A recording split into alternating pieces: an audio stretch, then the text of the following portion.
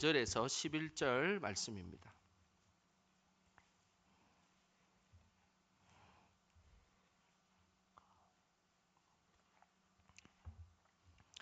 창세기 37장 5절에서 11절 말씀, 우리 한 목소리로 말씀 읽겠습니다.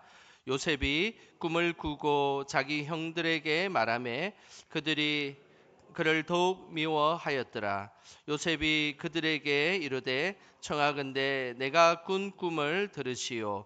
우리가 밭에서 곡식 단을 묶더니 내 단은 일어서고 당신들의 단은 내 단을 둘러서서 절하더이다. 그의 형들이 그에게 이르되 내가 참으로 우리의 왕이 되겠느냐, 참으로 우리를 다스리게 되겠느냐 하고 그의 꿈과 그의 말로 말미암아 그를 더욱 미워하더니 요셉이 다시 꿈을 꾸고 그의 형들에게 말하여 이르되 내가 또 꿈을 꾼즉 해와 달과 열한 별이 내게 절하더이다 하니라. 그가 그의 꿈을 아버지와 형들에게 말하매 아버지가 그를 꾸짖고 그에게 이르되 내가 꾼 꿈이 무엇이냐, 나와 내 어머니와 내 형들이 참으로 가서 땅에 엎드려 내게 절하겠느냐. 그의 형들은 쉬게 하되 그의 아버지는 그 말을 간직해 두었더라. 아멘. 오늘도 이 금요일 밤에 또 비가 오는 금요일 밤에 기도하러 나오신 우리 성도님들 주님의 이름으로 축복합니다. 자, 우리 옆에 사람에게 인사를 한번 해보겠습니다. 당신이 진정한 승리자이십니다. 이렇게 인사하겠습니다. 예, 비 오는 금요일이라 생각하면 정말 우리 몸이 움직이기가 쉽지 않은 그런 밤인데도 이렇게 기도의 자리에 나오셔서 또 하나님 은혜를 사모하신 우리 성도님들 모두를 주님의 이름으로 축복합니다. 또 뭐 여러 사정이 있으셔서 영상으로 예배 드리시는 분들도 그 자리에 동일한 은혜가 임하시기를 소망합니다. 하나님은 자신의 뜻을 나타낼 때 다양한 방식으로 자신의 뜻을 나타내십니다. 그 중에서 성경을 보면 꿈과 환상을 통해서 하나님의 뜻을 알려주는 경우들이 있습니다. 실제로 민수기 12장 6절에 보면 그 내용이 나오는데요. 민수기 12장 6절 말씀 우리 같이 한번 읽어보겠습니다.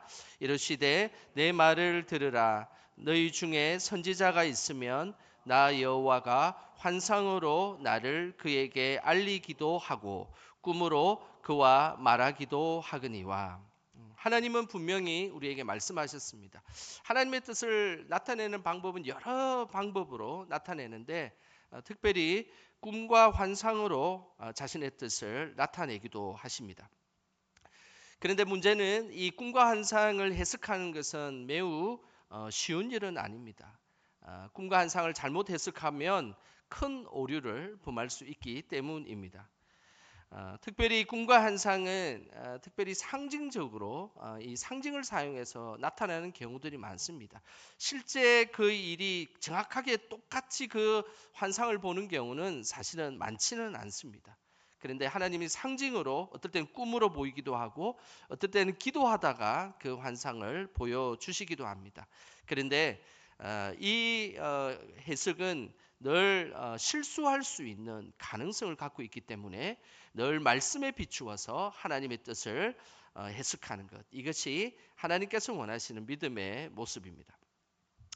이번에 성지순례를 갔던 많은 장소 가운데 사도 바울의 꿈과 환상에 관련된 장소가 하나 있었습니다.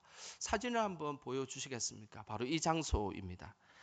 이곳은 사도 바울 도착 기념교회라고 이렇게 명명하는 그런 교회인데요. 네아폴리라는 장소에 이 교회가 있습니다.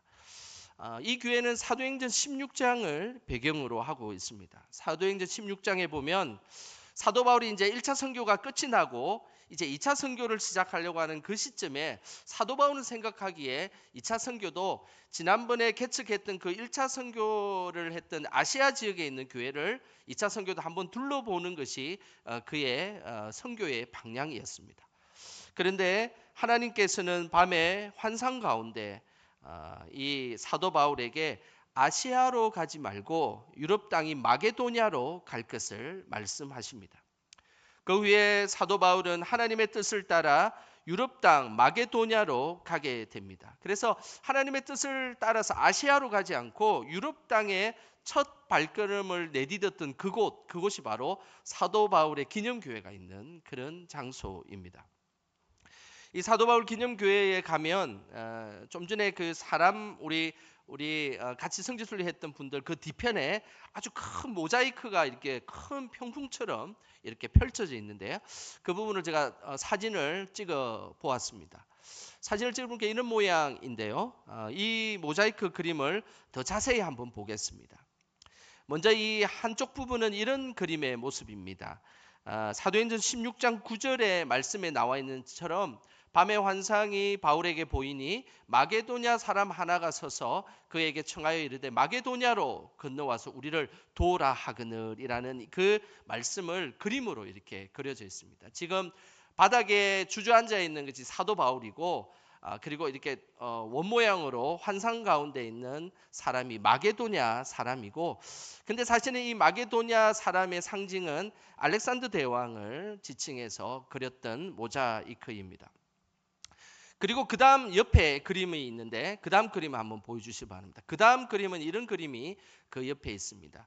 사도 바울이 이제 하나님의 그 환상을 듣고 내가 아시아로 가는 것이 아니고 마게도냐 지역 유럽 땅으로 가야 되겠다라고 결정을 해서 배를 타고 가다가 첫 발걸음을 내디뎠던, 제가 동그라미 빨간색 동그라미를 쳤죠. 첫 발걸음을 내디뎠던 그곳이 바로 좀 전에 우리가 같이 사진을 찍었던 사도 바울 도착 기념교회가 있는 그 지역입니다. 하나님께서는 그 유럽 땅으로 먼저 가게 하셨고, 그래서 역사학자인 아놀드 토인비는 사도 바울이 내디딘 그 발자국이 유럽의 운명을 바꾸었다라고 이야기를 했습니다.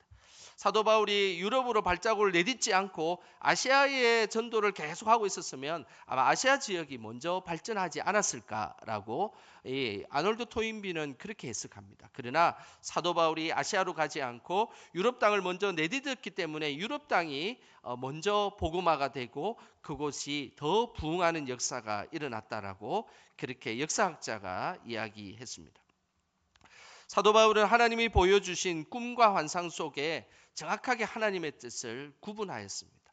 그리고 나서 하나님의 길을 가게 되었던 것이죠.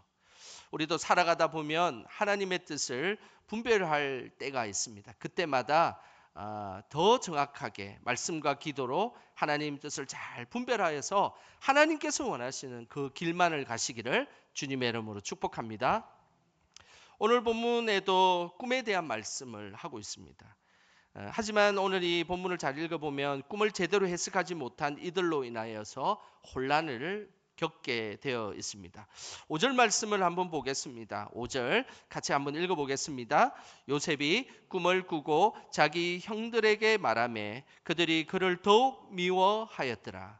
요셉은 꿈을 꾸었습니다. 그리고 그 꿈을 형들에게 이야기를 했는데, 그런데 오늘 여기에 그 5절에 요셉이 꿈을 꾸고 자기 형들에게 말하매라고 되어 있는데, 이 말하매라는 뜻은 그냥 단지 꿈의 정보만을 이야기했다는 그런 의미가 아니라 꿈을 자랑하듯이 이야기했다라는 것이죠. 안 그래도 요셉이 형들을 감시하고 아버지 사랑을 독차지하여서 채색 옷을 입고 다녔던 그 요셉이 형들이 싫어하는 꿈을 꾸게 되었는데, 그걸 그냥 겸손하게 이야기를 했으면 좋았을 텐데 막 자랑하듯이 그 꿈을 형들에게 이야기를 했던 것입니다. 그러니 형들이 요셉을 얼마나 싫어했겠습니까? 요셉의 꿈의 내용은 이렇습니다. 7절에 그 꿈의 내용이 나오는데요. 오늘 이 꿈의 내용이 매우 중요한 꿈입니다. 우리 같이 한번 읽어보겠습니다. 우리가 밭에서 곡식단을 묶더니 내 단은 일어서고 당신들의 단은 내 단을 둘러서서 절하더이다. 이 꿈과 환상을 해석하는 데 있어서 매우 중요한 부분들은 말씀을 비추어서 해석하는데 부분만 해석하면 상당한 오해를 가질 수가 있습니다. 오늘 이 형들은 요셉의 꿈 이야기를 듣고 나서 일부분만 해석을 하고 분노하였습니다. 사실은 오늘 이 7절에 나와 있는 요셉의 꿈은 크게 두 부분으로 나누어집니다. 후반 부분은 이런 부분이죠. 당신들의 단은 내 단을 둘러서서 절하더이다. 절한 것을 강조하는 꿈의 해석이 후반부에 나옵니다. 요셉의 형들은 오늘 이 꿈에 대한 해석을 전반부는 해석하지 않고 후반부만 해석을 하여서 절하더이다라는 것에 초점을 맞춰서 꿈을 해석하다 보니까 우리가 왜 요셉에게 절을 해야 되냐라고 기분 나빠하고 분노했다라는 사실입니다. 그러니까 오늘 이 꿈의 해석은 완전히 해석한 것이 아니라 일부분만 이렇게 해석을 하게 되고 오해했다라고 할 수 있습니다. 하지만 요셉의 꿈은 전반부가 사실은 더 중요합니다. 7절 전반부에 보면 이런 말씀이 있습니다. 우리가 밭에서 곡식단을 묶더니라는 부분입니다. 이 부분을 형들은 해석하지 않았습니다. 그냥 곡식단이 요셉에게 절하는 듯한 그 부분만 해석했기 때문에 오해하고 분노하였는데, 사실은 이 전반부에 우리가 밭에서 곡식단을 묶더니라는 이 부분도 정확하게 해석해야 됩니다. 왜냐하면 이 곡식단을 묶었다라는 이 표현에 있어서 이들이 모든 형제들이 함께 추수했다라는 의미가 담겨 있기 때문입니다. 우리가 보는 성경에는 단순히 곡식단 이렇게 되어 있는데, 이것을 히브리어 원어로 잘 살펴보면 이 곡식단은 알룸밈이라는 그 복수로 사용되었습니다. 그러니까 수많은 곡식단을 묶고 있었다는 거예요. 그냥 몇 개의 곡식단을 묶고 있었던 것이 아니라 많은 이 곡식단을 묶어 있었다는 것입니다. 다시 말해서 요셉과 그의 형들은 수많은 곡식단을 묶고 있었다라는 그런 의미입니다. 이것은 앞으로 요셉과 형들로 인하여서 수많은 자손들이 번성할 것이다라는 하나님의 뜻이 이곳에 담겨 있는 것입니다. 그래서 요셉의 꿈을 더 성경적이고 종합적으로 해석을 한다면 이렇게 할 수 있습니다. 생육하고 번성할 것이라는 하나님의 축복이 요셉과 그 형제들로부터 이루어진다라는 것이 해석되어지는 것입니다. 그리고 나서 그 다음으로 형들이 요셉에게 절하는 일들도 분명히 있을 것이다라는 것이죠. 그래서 이 요셉의 꿈은 단지 요셉에게 절을 하는 것에만 초점을 맞추는 것이 아니라 생육하고 번성할 것이다라는 이 사실도 함께 초점을 맞춰서 해석해야 된다는 것이죠. 두 번째 꿈도 마찬가지입니다. 두 번째 꿈은 9절에 나오는데요. 한번 보겠습니다. 요셉이 다시 꿈을 꾸고 그의 형들에게 말하여 이르되 내가 또 꿈을 꾼즉 해와 달과 11별이 내게 절하더이다 하니라. 두 번째 꿈도 해와 달과 11별이 요셉에게 절하는 것처럼 그렇게 해석을 했습니다. 이 해석도 일부분만 해석을 하게 되었던 것입니다.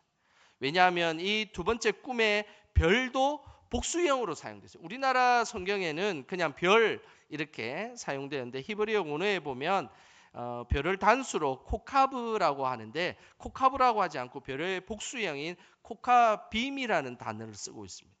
그러니까 9절에도 수많은 별들이라고 표현하는 것이 적절한 표현이라는 것입니다. 11별을 상징하는 그냥 단순히 11개의 별이 아니라 11별을 통해서 수많은 별들이 생기게 될 것이다 라는 것이 오늘 이 요셉이 꾼 꿈에는 그 내용이 들어있는 것입니다. 결국 이 요셉이 첫 번째 꿈과 두 번째 꿈을 종합해 보면 이렇습니다. 요셉에게 절하는 사건을 통해서 이후에 수많은 별들과 곡식들이 생육하고 번성하게 될 것이다 라는 것이 가장 성경적이고 그리고 종합적인 이 요셉의 꿈의 해석입니다. 그래서 실제로 이 꿈의 성취는 출애굽기 1장 6절과 7절에 보면 그 꿈의 해석이 나옵니다. 우리 같이 한번 읽어보겠습니다. 요셉과 그의 모든 형제와 그 시대의 사람은 다 죽었고 이스라엘 자손은 생육하고 불어나 번성하고 매우 강하여 온 땅에 가득하게 되었더라. 그러니 요셉의 꿈을 우리가 또 요셉의 삶을 알고 있기 때문에 이것을 종합해 보면 형들이 국무총리가 된 요셉에게 절을 하게 되는 일이 분명히 있을 것이고, 그리고 그 이후에 이스라엘 백성들이 모두가 생육하고 번성하여서 하나님의 뜻을 이룰 것이다 라는 것이 바로 요셉의 꿈이었던 것입니다. 형들은 여전히 이 꿈을 온전히 분별하지는 못했습니다. 그래서 아버지 야곱만이 이 꿈이 하나님의 뜻이 분명히 있을 것이다 라는 것을 알게 되었던 것이죠. 11절에 그 모습이 있습니다. 그의 형들은 시기하되 그의 아버지는 그 말을 간직해 두었더라 라고 성경은 기록하고 있습니다. 꿈 때문에 형들은 여전히 요셉을 싫어하고 시기했지만 그의 아버지 야곱은 요셉의 꿈을 아주 소중하게 간직했다라고 성경은 기록하고 있는 것입니다. 하나님은 하나님의 뜻을 드러낼 때 여러 가지 방법들로 우리에게 그 뜻을 전해줍니다. 그런데 분명한 것은 우리는 완전하지 못해서 그 하나님의 뜻을 어떨 때는 부분만 해석하기도 하고 어떨 때는 왜곡하기도 하고 잘못 해석할 수 있는 가능성을 항상 가지고 있다라는 것을 꼭 우리는 명심하셔야 됩니다. 그래서 가끔은 그 환상과 꿈을 너무 절대시하여서 내가 해석한 것이 맞다라고 하는 사람들은 심각한 오류에 빠질 수도 있다라는 것을 꼭 기억하시길 바랍니다. 우리가 늘 하나님께서 보여주시는 그 하나님의 뜻을 긍각하고 온전하게 그 뜻을 발견하는 방법은 늘 말씀과 기도를 통해서 그것을 비추어 볼 때 하나님의 뜻을 온전히 분별할 수 있다라고 우리는 기억해야 하는 것입니다. 이 땅의 삶에 하나님은 끊임없이 우리에게 말씀하실 것입니다. 그리고 하나님 뜻을 보여주실 것입니다. 그때에 말씀과 기도를 통하여서 하나님의 뜻을 온전히 분별함을 통해 하나님의 길을 걸어가는 우리 모두가 되시기를 주님의 이름으로 축원합니다. 이 시간 우리 찬양하며 기도하는 시간 갖겠습니다.